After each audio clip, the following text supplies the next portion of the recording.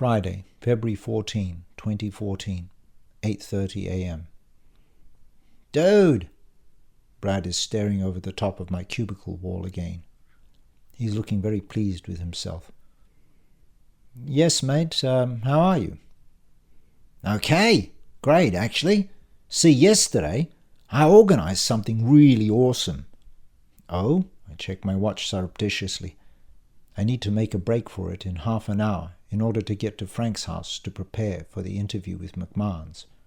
I want to have plenty of time up my sleeve to set up the computer, go over some possible questions, calm myself, make sure I'm not sweating. I also need time to prepare my exit from the office. I even have some talcum powder in my bag to fake paleness in my face. The very last thing I need right now is Brad taking up my time. You'll never guess what I've done. I bought myself... Brad is raising both his eyebrows again, grinning like a Cheshire cat. A business! He's certainly got my attention now. A business? What kind? Novelty items. Brad slumps back in self-satisfaction, nodding like one of those solar-powered dashboard toys. Eh? You know, things you normally wouldn't buy for yourself, but are still kind of cool. Well, we have stacks of different products like that, all of them great. I'm left wondering who we are. I didn't know Brad was planning a business partnership with anyone. He continues his account with considerable gusto, holding his hand out to count his fingers, his face screwed up in concentration. We have onion peelers and sponge sharpeners and giraffe repellent. We have waterproof tea bags. We even have toilet seats with fake holes in them. Now, I can't even remember the others, but they're really interesting. Let me get this straight, Brad. You bought a novelty shop? Well, it's not exactly a shop. So how, then, will you be selling these novelty items? From the boot of your car? From an overcoat? It's awfully hot to be wearing an overcoat at the moment, don't you think? No. I can see I've annoyed him. Ah, I raise my hand. I get it now. You're selling it on the internet. Of course, how stupid of me. I'm starting to feel vaguely impressed. This might not be such a bad idea after all. People buy all sorts of rubbish on the internet. Maybe Brad really is more than just a borderline sociopath and all-round village idiot. Nah, I note the way he sprays spittle when he says something contemptuously. There's no future in the internet, mate. It's dying. Yesterday's news. Besides, I wouldn't know the first thing about computers. The last part is absolutely true. Brad still has a Windows Vista desktop machine complete with CRT display. He hardly ever powers it up. My in-laws bought him an iPad for Christmas, but by his own admission, Brad only ever uses it to watch porn and play Angry Birds. I'm still annoyed that my present from the in-laws was nothing other than a 1-litre bottle of Let Me Spray You, a cologne by David Hasselhoff. So how are you going to sell these novelty items then? I'm starting to get nervous.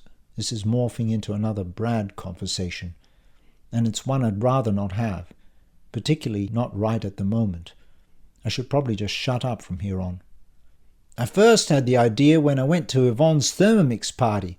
It occurred to me that this was the future. Word of mouth. People buying from people. Not from some stupid website or some stupid shop. Buying stuff from people who you know and trust. This is just another multi-level marketing scheme, isn't it, Brad? No, he protests. It seems Brad has been coached with a pre-prepared answer. We call it Prolific Peer-to-Peer Profit. That's the name of our company, PP2PP. I'm going to host an education session soon, which tells you all about it. Nick says it'll be a cinch. I'll easily recoup my $2,000 investment. Who is Nick? He's my peer coach. I know him from church. And you've just given him $2,000? No, I just invested $2,000 into a business. There's a big difference.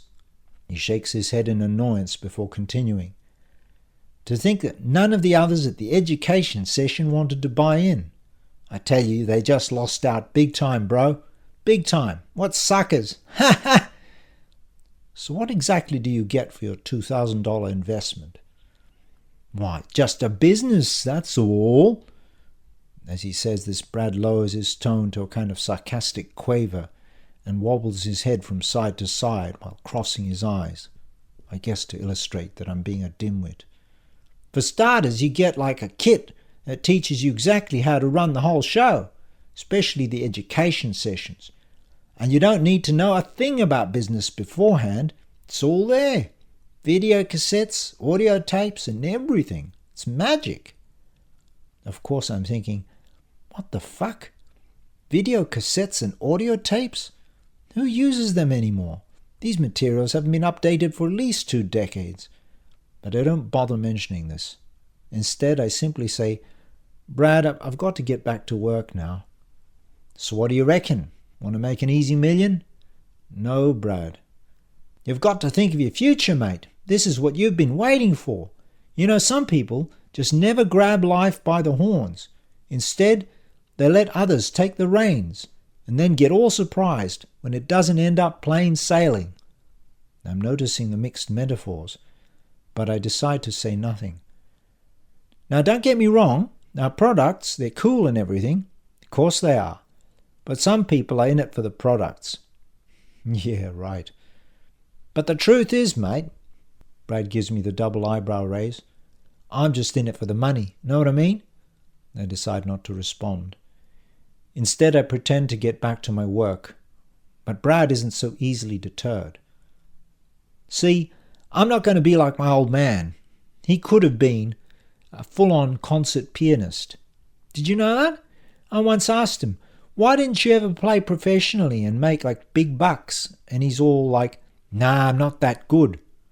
Well, yesterday I vowed I wasn't going to be like my old man. I was going to do something important with my life. I reckon this is it. No offense, Brad. I'm still not interested. I'm checking my watch. It's 8:44 a.m. I don't have much time left. Brad is shaking his head and curling his top lip in disgust. Well, mate, that'll be your loss. Pretty sure Kylie's going to see it differently. At this, Brad stomps off to his office and slams his door. I'm left horrified by the prospect of Brad introducing my wife to his multi-level marketing scheme. I know she'll see nothing but dollar signs. Sonia passes my desk and looks at my troubled face. You okay, Dan? You're not feeling faint again, are you? Aha, here's my cue. 8:55 a.m. I emerge from the toilet block with a face suitably dusted with talcum powder. I hope I haven't used too much. I just want enough to make me look whiter than I already am. As I pass Lucy's desk, I start to breathe in a ragged way and effect a limp. Why I do the latter, I'm not sure. How does a light-headed person walk exactly? Lucy notices and says, What's up with you? Hurt your leg or something? I just love the way Lucy always pronounces her ing words as ink. When I turn to face her, she gasps and yells out, You're all white! It's like you're gonna fall over any moment. Then she starts screaming in her typically high-pitched voice. Justin! Mr. Dixon!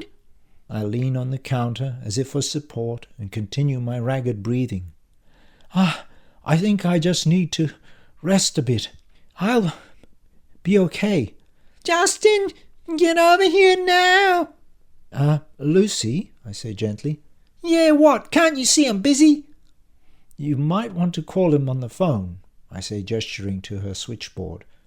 The reception area is separated from the rest of the office by a soundproof door, installed specifically because Dixon once gave a rather severe telling off to a member of staff and frightened off potential clients who were waiting in the foyer and could hear every word.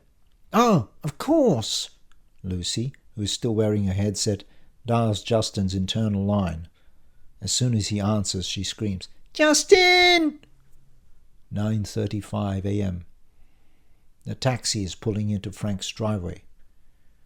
"You sure you no wanna go hospital, mate?" asks the driver. "You no looking so good. Going very white. Is like horror movie. I'm thinking you look like zombie. Maybe you taking some kind of drugs." "No, I'm fine," I assure him. I pull out a $50 note. I can see the meter reads $38.80. "Keep the change," I say, but the taxi driver is not so easily deterred. "Mate, your boss, she said to me to take you straight down to the hospital, but you don't want to go. Instead, you want to come out to here, to this place in Wanneroo. It's not hospital, mate. I'm thinking this maybe is drug-making place." "How's this then? An extra tip for your troubles." I pull out another 50 and press it into his palm.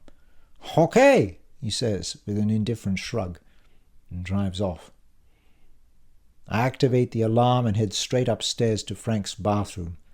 I almost gasp when I see my face in the mirror. I might have overdone the white powder, just a tad. I look like a ghost, or maybe a goth. I'm not really sure. I wash it off, dry my face and hands, and then head down to the kitchen where I make myself a cup of tea. Luckily, Frank has some long-life milk in the pantry. I hate tea without milk, almost as much as I hate tea with skim milk. I'm really more English than the English. And luckily, I also find a packet of shortbread biscuits. Frank and I love shortbread. You'd think we were Scots. This means I get to sit down for a few minutes in peace and quiet and read the news on my smartphone. 10:29 a.m. I am now down in the studio at the computer and have activated Skype. I'm nervous, but I also know that I'm as prepared as I can possibly be.